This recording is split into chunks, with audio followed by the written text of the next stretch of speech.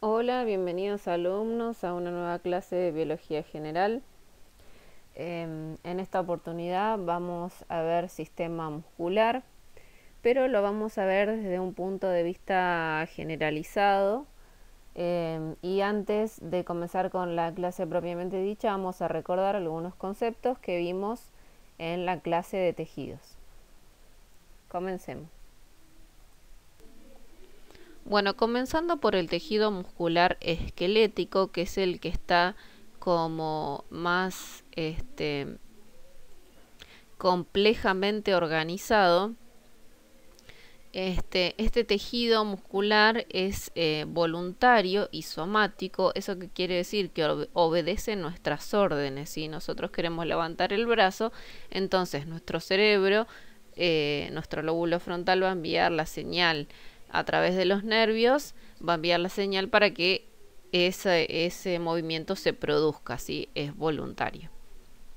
Muy bien, en este caso, como habíamos dicho en un principio, que el miocito había veces que tomaba nombres específicos, bueno, en este caso, en el tejido muscular esquelético, el miocito se lo va a llamar fibra muscular, que ojo, no se lo deben confundir con el concepto de fibra de cuando vimos tejido conectivo. Son dos cosas distintas.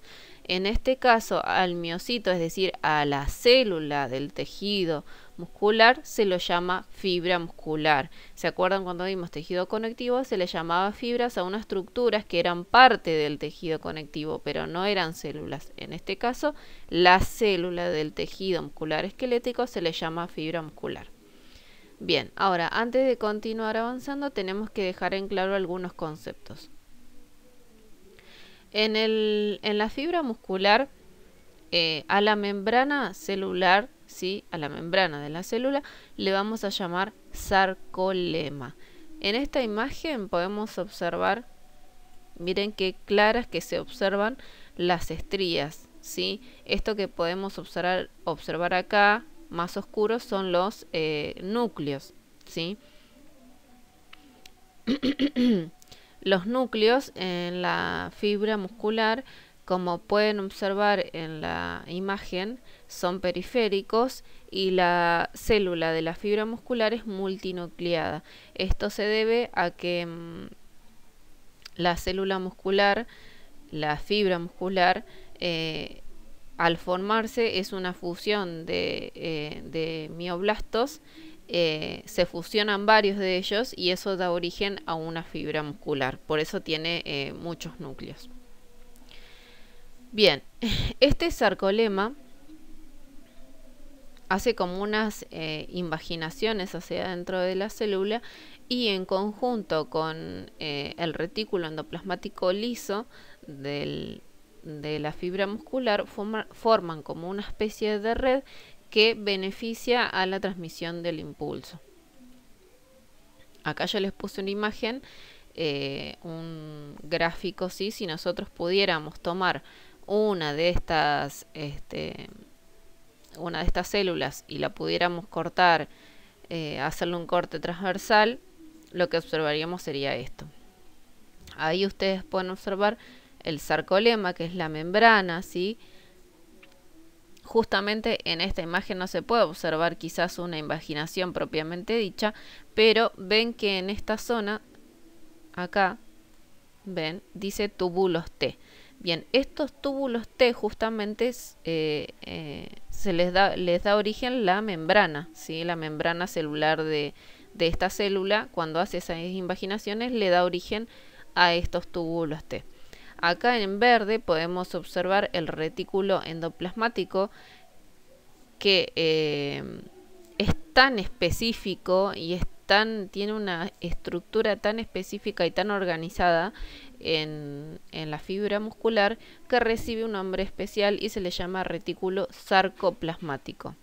Luego tenemos el sarcoplasma. El sarcoplasma es el citoplasma de las células y en el que se encuentran las demás estructuras. Por ejemplo, las mitocondrias. La fibra muscular tiene abundantes mitocondrias, ¿sí? Ya que necesita mucho ATP, entonces justamente como habíamos dicho era la responsable de la generación de la energía era las mitocondrias, así que vamos a encontrar muchas de ellas en estas células. Miren, por ejemplo, acá tenemos una, acá tenemos otra y demás. Bueno. Bien, ¿qué más vamos a encontrar dentro de esta célula muscular esquelética o fibra muscular? Vamos a encontrar miofibrillas, ¿sí? ¿Qué son las miofibrillas? Son una estructura que la vamos a encontrar dentro de esta célula y que es lo que le da justamente a esta célula la propiedad de contraerse y le da esta característica de ser elástica, ¿sí? Las miofibrillas son el citoesqueleto. Recuerdan que habíamos visto en una célula eucariota teníamos el citoesqueleto. Bueno, pero en este caso, en la célula muscular o en la fibra muscular, está tan hiperorganizado este citoesqueleto y se organiza de esta manera. Tenemos miofibrillas. Las miofibrillas están compuestas por miofilamentos. Bien, funcionan como una mamushka. ¿Vieron estas muñequitas que se meten una dentro de la otra? Bueno, imagínenselo así. ¿Ven? Acá tenemos una miofibrilla. ¿Ven? Todas estas son miofibrillas. Y ven que acá dice miofilamentos. Es decir, cada uno de estos puntitos que ustedes pueden observar acá son miofilamentos. Si nosotros pudiéramos tomar una miofibrilla, ¿sí?, y la pudiéramos como cortar, lo que observaríamos serían los miofilamentos. ¿Y qué son los miofilamentos? Son macromoléculas, ¿sí? Son macromoléculas constituidas por proteínas. Tenemos por un lado los miofilamentos delgados y los miofilamentos gruesos. Los delgados están constituidos por actina y los gruesos están constituidos por miosina. Las dos, tanto la actina como la miosina, son proteínas. Bien, solo que unas son más gruesas que la otra. Entonces, ven, acá tenemos los miofilamentos. Dijimos que los que estaban compuestos por actina eran los delgados y los que estaban compuestos por miosina eran los gruesos. Entonces, si nosotros tomamos varias de estas, o sea, hacemos un conjunto de miofilamentos, vamos a obtener una miofibrilla, ¿sí? Si nosotros juntamos un montón de miofibrillas, ¿qué vamos a obtener? Una fibra muscular. Ahora, si nosotros juntamos un montón de fibras musculares, ¿qué vamos a obtener? Un fascículo. Y si nosotros juntamos un montón de fascículos, vamos a obtener un músculo. Bien, ven cómo funciona, como estas muñequitas que les digo yo. Es como que una cosa va formando a la otra. Y luego, por último, tenemos el sarcómero, que es la unidad anatomofuncional del tejido muscular esquelético, que en esta imagen lo pueden observar acá. ¿Ven? Un sarcómero vendría a ser una agrupación, ¿sí? Un grupo de miofilamentos, ¿sí? que forman a esta miofibrilla, y esta miofibrilla justamente es la que forma digamos un segmento de esta miofibrilla, es lo que va a formar el sarcómero. Bien, lo importante de todo esto es que ustedes recuerden que la unidad anatomofuncional del tejido muscular se le llama sarcómero, ¿sí? Bueno, espero que haya quedado claro.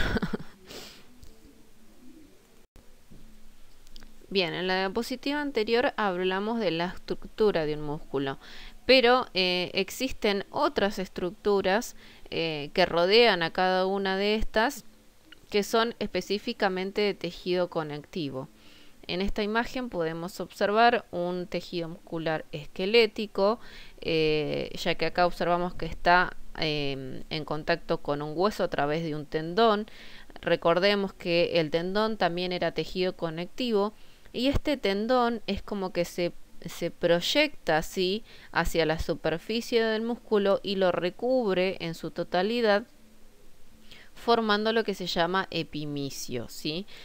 También lo pueden encontrar como fascia. Este epimicio rodea a todos los fascículos, o sea, todo el conjunto de fascículos que conforman a este músculo. Recordemos que cada fascículo era un conjunto de fibras, ¿sí? Justamente de fibras musculares o de miocitos musculares para que se ubiquen, digamos. Ahora, ¿cómo se llama este tejido conectivo que rodea a cada uno de estos fascículos y yendo desde afuera hacia adentro? Lo que rodea a cada uno de estos fascículos musculares se le llama perimicio, ¿sí? Y en este perimicio vamos a encontrar una gran cantidad de vasos sanguíneos, tanto venas como arterias, ya que es un músculo que está muy irrigado debido a que necesita mucha energía y obviamente la obtiene del torrente sanguíneo. Y luego tenemos, yendo más hacia adentro, rodeando a cada fibra muscular, es decir, a cada célula, ¿sí?, que compone este músculo, vamos a encontrar el endomicio, ¿sí?, que es este tejido conectivo que rodea a cada fibra. Bien, en esta imagen, ¿qué más podemos observar? Podemos observar las miofibrillas, podemos observar los núcleos, ¿sí? Vieron que dijimos que era una célula multinucleada. Bueno, esto de los vasos sanguíneos ya los dijimos. Bueno, continuemos. Bueno, habiendo ya repasado todos estos conceptos, que son muy importantes a la hora de entender cómo funciona el sistema muscular, podemos decir que el sistema muscular es un conjunto de músculos que pueden ser controlados de forma voluntaria, ¿sí? Es decir, que son todos músculos esqueléticos. Y su objetivo es el de generar movimiento. Ahora, para entender cómo nuestro sistema muscular alcanza su objetivo, que es el de generar ese movimiento, en esta clase vamos a ver 4 temas, ¿sí?, principales, que son la fijación muscular, en donde vamos a ver los conceptos de origen e inserción de un músculo, cómo funcionan los sistemas de palancas, y ahí vamos a ver los conceptos de esfuerzo, fulcro y resistencia, cómo afectan al movimiento la disposición de los fascículos y cómo se coordinan estos músculos o estos grupos musculares, ya que los músculos nunca funcionan solos, siempre funcionan en grupos, y vamos a ver cuándo cumplen el papel cada uno de agonista y antagonista, entre otros. Bien, comencemos. Bien, comenzando por la fijación muscular, para ubicarnos, que tenemos que pensar que para producir un movimiento el músculo se contrae, ¿verdad? Entonces, ese músculo tiene que estar fijado a algún lado. ¿A dónde se fija? Se fija a los huesos que pertenecen a esa articulación que nosotros pretendemos mover, ¿no? Bueno, ahora, dependiendo de en qué hueso articular se fija el músculo, es el nombre que recibe. Bien, entonces, cuando nosotros producimos un movimiento, siempre hay un hueso que no se mueve o que se mueve muy poco o que permanece cerca de su posición original. A ese hueso se lo va a llamar estacionario. Bien, y luego tenemos otro hueso que es el que se mueve y a ese le vamos a llamar hueso móvil. Ahora bien, la parte del músculo, ¿sí?, que se inserta o se fija, mejor dicho, a través del tendón en el hueso estacionario, lo vamos a llamar origen.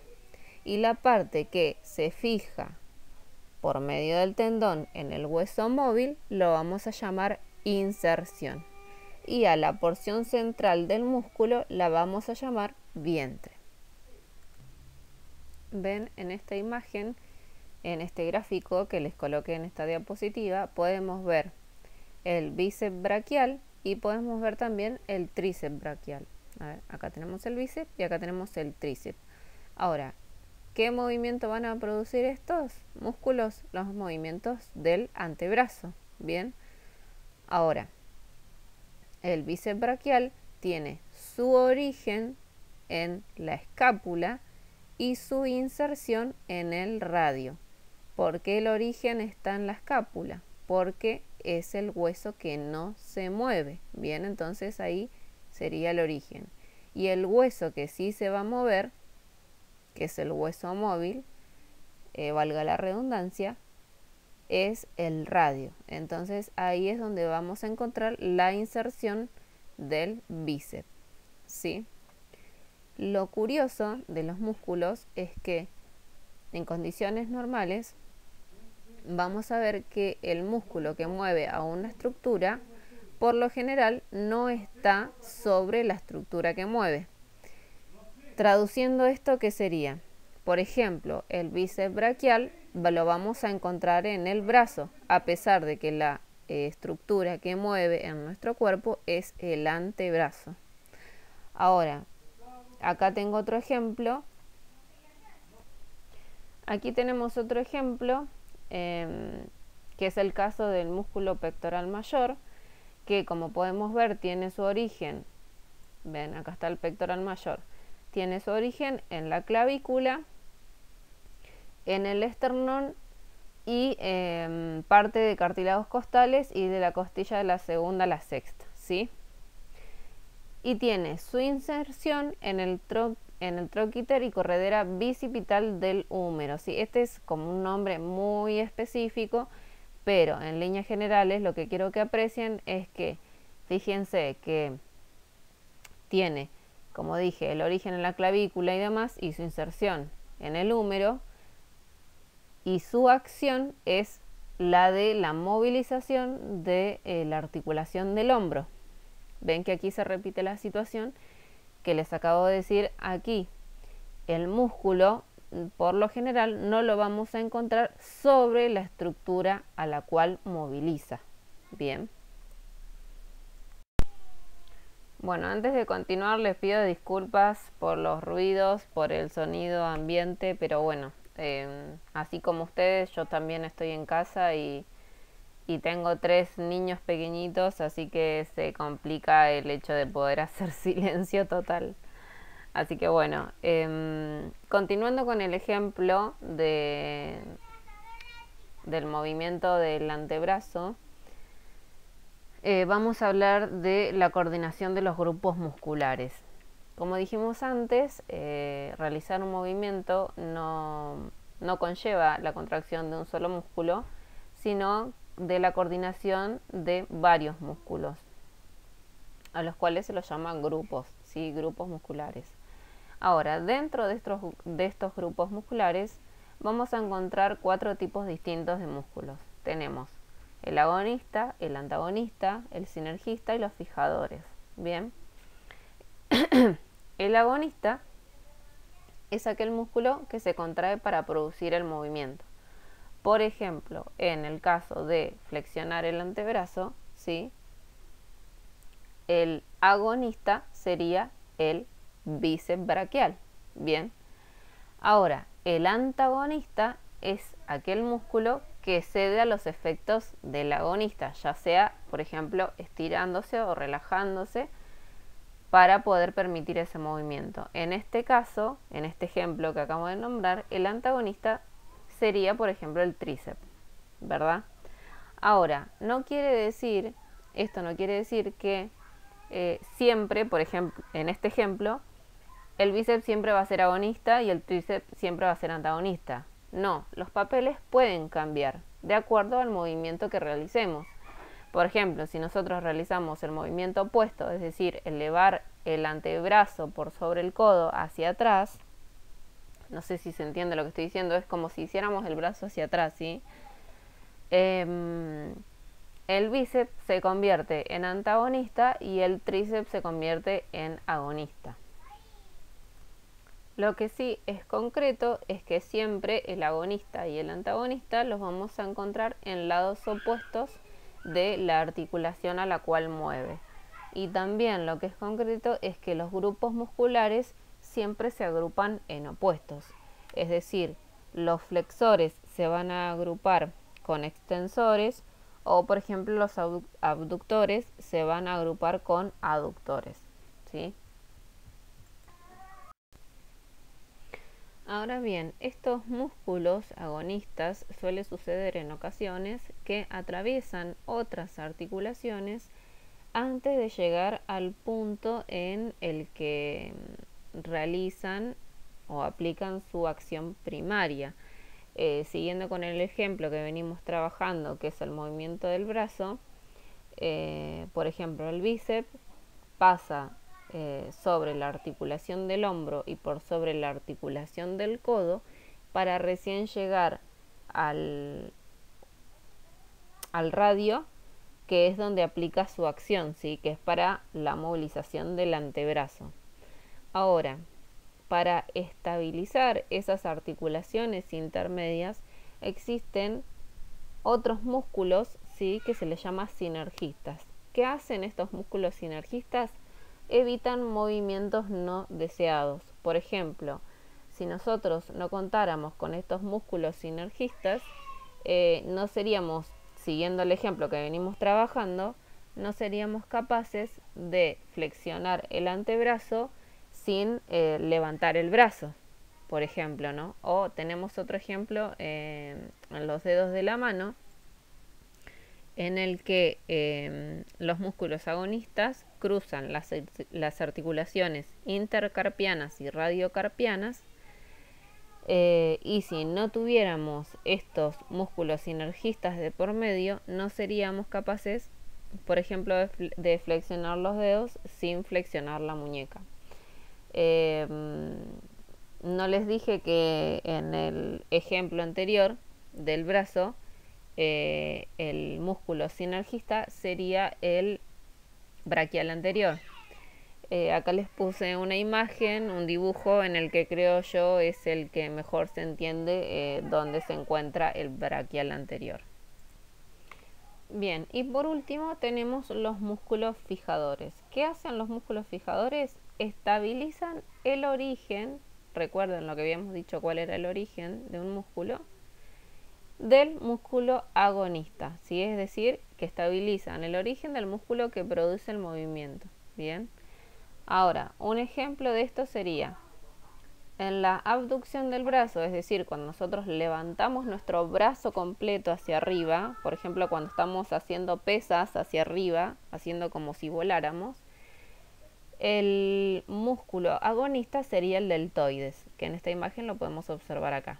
Bien, ahora, ¿cuáles serían los músculos fijadores que estabilizan el origen de este músculo? El origen de este músculo en este caso es la escápula. Ahora nosotros, en realidad nuestros músculos necesitan fijar esa escápula para que el movimiento sea efectivo. Entonces los músculos fijadores en este caso serían, por ejemplo, el subclavio, que está acá, el pectoral menor, el serrato anterior, ¿sí? Todos esos músculos trabajan juntos como fijadores para estabilizar la escápula, bien, para que el movimiento que produce el deltoides sea efectivo. Bien, para producir el movimiento, además de la contracción muscular, nuestro organismo cuenta con un sistema de palancas. Estos sistemas están compuestos por palancas y fulcros. Las palancas son los huesos y los fulcros son las articulaciones. Como sabemos, los huesos son estructuras rígidas, pero que pueden moverse justamente gracias a la presencia de las articulaciones. Es decir, se mueven alrededor de estas articulaciones que son puntos fijos, ¿verdad? Bueno, sobre estas palancas, sobre estos sistemas de palancas, actúan distintas fuerzas. Entre ellas tenemos el esfuerzo y la resistencia. El esfuerzo es aquel que se produce gracias a la contracción muscular, que es aquella que produce el movimiento, y la resistencia, que hace todo lo contrario, es aquella que se opone al movimiento, que por lo general es el peso, ya sea de la extremidad propiamente dicha o de la estructura o la parte de nuestro organismo, más el peso del objeto o de lo que sea que queramos mover. Ahora, repensando el ejemplo en el que veníamos trabajando en el movimiento del antebrazo, aquí tenemos una representación gráfica y acá podemos observar que en el bíceps tenemos una E. Eso significa que el bíceps está realizando el esfuerzo, ¿sí? Se está contrayendo para poder levantar un objeto, que aquí está representado con un cuadrado azul y una R. Eso significa resistencia, y ven que tiene una flechita hacia abajo porque genera una resistencia gracias a la gravedad. Y el fulcro en este caso estaría representado por la articulación del hombro, del codo, perdón. Siempre van a ver que el fulcro se representa con un triangulito, ¿sí? Y con la F.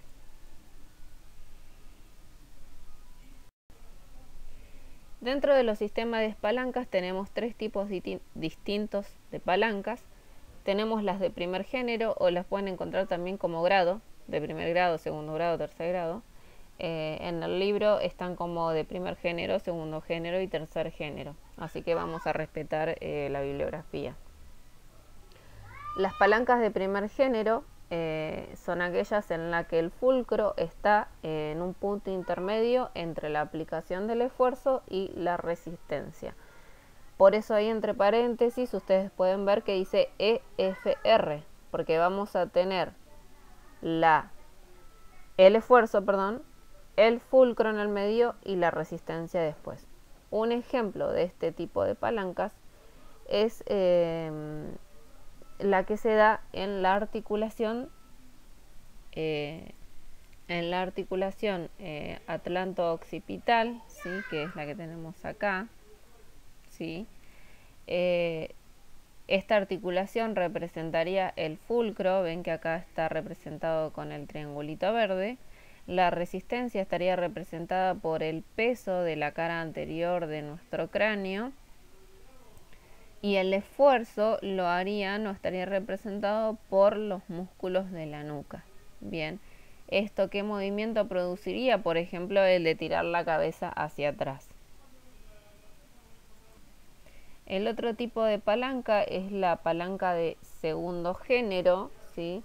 En el que la resistencia se encuentra entre el fulcro y el punto de aplicación del esfuerzo. Por eso ustedes entre paréntesis ven FRE, ¿sí? Porque está primero el fulcro, luego está la resistencia en el medio y luego está el esfuerzo. Un ejemplo de este tipo de palancas en la articulación de los metatarsianos, en donde justamente ahí se encontraría el fulcro. La resistencia estaría representada por el peso de nuestro mismo cuerpo y el esfuerzo estaría representada por los músculos gemelos. En la bibliografía van a encontrar que dice que no hay que no existen este tipo de palancas en el cuerpo humano, pero estudios más recientes han demostrado que sí, y que una de ellas es este ejemplo que les acabo de dar. La palanca de segundo género actúa como si fuera una carretilla y sacrifica velocidad para obtener mayor fuerza. Y luego tenemos las palancas de tercer género, donde el esfuerzo se aplica entre el fulcro y la resistencia, por eso la abreviación FER, ¿sí? No lo voy a volver a explicar, ya lo expliqué en los dos anteriores. Y un ejemplo de este tipo de palancas es justamente el ejemplo que veníamos trabajando, en donde el esfuerzo es generado por el bíceps. El fulcro estaría representado por la articulación del codo y la resistencia estaría generada tanto por el peso del antebrazo como por si levantamos un objeto. En este tipo de palancas obtenemos mayor velocidad y rango de movimiento sacrificando la fuerza, ¿sí? Este tipo de palancas además son las más comunes o las que más variedad de ejemplos hay en nuestro organismo. Bien, y por último tenemos la disposición de los fascículos y cómo estos afectan al movimiento, ¿verdad? Se puede decir que a mayor cantidad de fascículos se obtiene mayor fuerza, pero menor amplitud de movimiento, y cuando hay menos cantidad de fascículos, vamos a obtener mayor amplitud de movimiento, pero menor fuerza. Los fascículos, por lo general, se disponen en un músculo de forma paralela, ¿sí? Pero se pudo observar que también se disponen de distintas formas y podemos encontrar 4 tipos más de disposiciones de los fascículos dentro de nuestros músculos. Como dijimos, estos fascículos pueden disponerse en forma paralela, pero también se pueden disponer de forma fusiforme, circular, triangular o peniforme. Bien. La disposición en paralelos es cuando los fascículos están paralelos al eje del músculo y sus tendones son aplanados. En esta imagen podemos observar acá, este es un ejemplo de una disposición en fascículos paralelos, y un ejemplo de este tipo de músculos es el estiloideo, que acá les puse una imagen en donde se puede observar muy bien el músculo estiloideo, que vendría a ser este de aquí. ¿Sí? Bien. Luego tenemos la disposición fusiforme, que es donde los fascículos se disponen de forma paralelos al eje también, pero la diferencia que hay con los fascículos en paralelo es que en este caso el músculo como que se estrecha cuando va llegando hacia los tendones. Por ejemplo, aquí tenemos, espérenme un segundito, aquí podemos observar una disposición de fascículos fusiformes. Y un ejemplo de este tipo de músculos es, por ejemplo, el digástrico, que en esta imagen lo podemos observar aquí. Luego tenemos la disposición de fascículos en forma circular, que lo podemos observar aquí, ¿sí? En donde los fascículos se disponen en círculos concéntricos. Ven que acá tenemos los fascículos, ¿sí? Y acá tenemos lo que vendría a representar el tendón. Un ejemplo de este tipo de disposición es el músculo orbicular del ojo, que acá yo les puse una imagen para que ustedes lo puedan apreciar. Luego tenemos la disposición en forma triangular, que es donde los fascículos, donde hay varios fascículos dispersos que convergen en un solo tendón central, grueso, y un ejemplo muy representativo de este tipo de disposición es el pectoral, que aquí les puse, ya todos sabemos cuál es el pectoral, pero de todas formas quise ponerles una imagen para que quede bien claro. Y por último tenemos la disposición en fascículos peniforme, donde los fascículos son cortos en relación a la longitud total del músculo. Bien, dentro de esta disposición vamos a encontrar los unipeniformes, los bipeniformes y los multiformes. En los unipeniformes los fascículos los vamos a encontrar a un solo lado del tendón, como podemos observar aquí, ¿sí? En este gráfico. Y un ejemplo de este tipo de disposición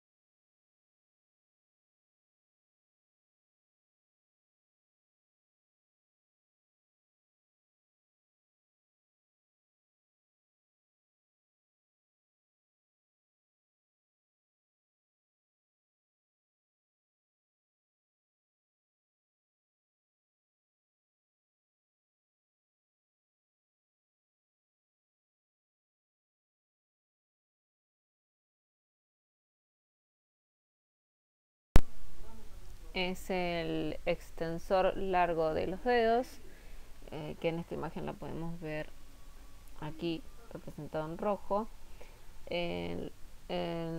Luego tenemos los bipeniformes, en donde los fascículos los vamos a encontrar a ambos lados del tendón, como observamos en este gráfico. Y un ejemplo de este tipo de disposición de fascículos es el recto femoral, ¿sí? Que lo podemos observar aquí. Ay, perdón. Aquí. Ven que se observa perfectamente cómo es igual a este gráfico representado aquí.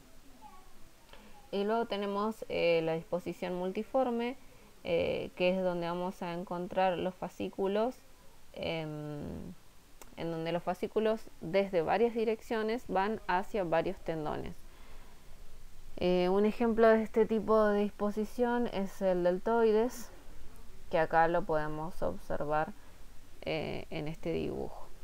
Bien, creo que con esto ya finalizamos sistema muscular.